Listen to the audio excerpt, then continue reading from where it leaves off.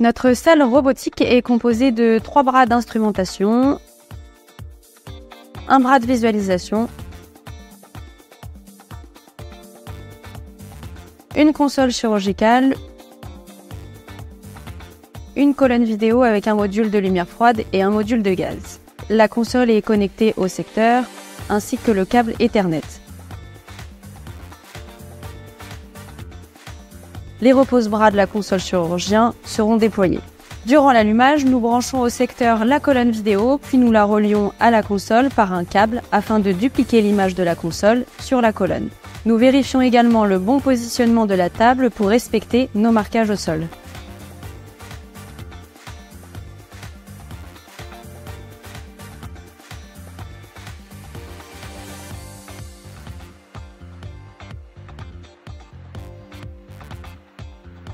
Les bras seront prépositionnés proches de la table d'opération pour être ensuite reliés à la console du chirurgien. Le positionnement de ces derniers ainsi que leur câblage dépend du type de chirurgie et de la configuration de la salle. Les bras pouvant aussi être reliés soit en creux, soit directement à la console en fonction des besoins. Le branchement du bras démarre une phase de vérification matérielle interne de sécurité qui s'assure du bon fonctionnement de ce dernier. Après validation du bras opérationnel, un halo vert apparaîtra au niveau de sa base. Chaque bras disposera d'une couleur différente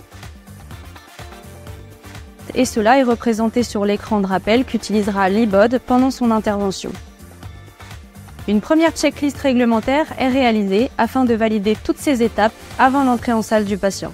Nous contrôlons alors l'ensemble du matériel, la disponibilité des instruments robots en fonction du chirurgien et de ses habitudes. Une fois le binôme prêt pour le champage, la circulante active le bras, ce qui permet de le manipuler et le mettre en position pour être champé, soit 90 degrés. La housse stérile est enfilée jusqu'au panneau de bouton. La circulante interviendra alors pour terminer le houssage jusqu'au socle du bras.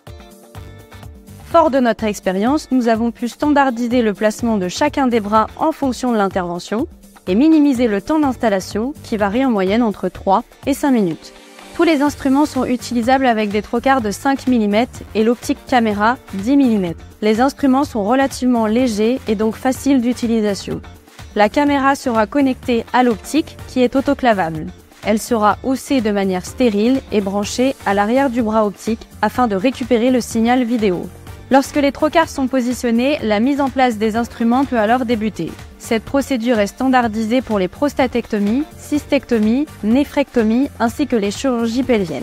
En effet, ils se fixent tous avec 2 doigts afin de les clipper sur le bras robotique. Une fois connecté, une reconnaissance automatique de ce dernier est faite par la console et le bras du robot. Puis, l'instrument est affiché sur l'écran avec la couleur du bras sur laquelle ce dernier est connecté. Une fois clipsé et reconnu par le système, l'instrument peut être introduit dans le patient à travers le trocar. La calibration du bras robotique est réalisée à cet instant, à l'aide d'un point de pivot, point fixe autour duquel l'ensemble des mouvements de l'instrument pourront être réalisés. La procédure de pivot dure en moyenne 2 à 3 minutes pour l'ensemble des instruments. Il sera possible de déplacer secondairement un bras robotisé en cours d'intervention si nécessaire, et de refaire alors rapidement un nouvel étalonnage du point de pivot. Lors d'un changement d'instrument, le chirurgien réaxe l'instrument avant de le sortir. Un appui court sur le bouton du poignet permettra de lancer la procédure et de mémoriser automatiquement la position de l'instrument. Une fois échangé, le nouvel instrument retrouvera sa position initiale en toute sécurité. Par la suite, nous validerons la liste de contrôle de démarrage avant l'intervention. Le rôle de l'e-body auprès du patient lors d'une chirurgie robotique est primordial. En effet, un contrôle de chaque instant permet d'échanger avec le chirurgien qui, par ailleurs, dispose d'une console ouverte afin d'interagir facilement avec les autres.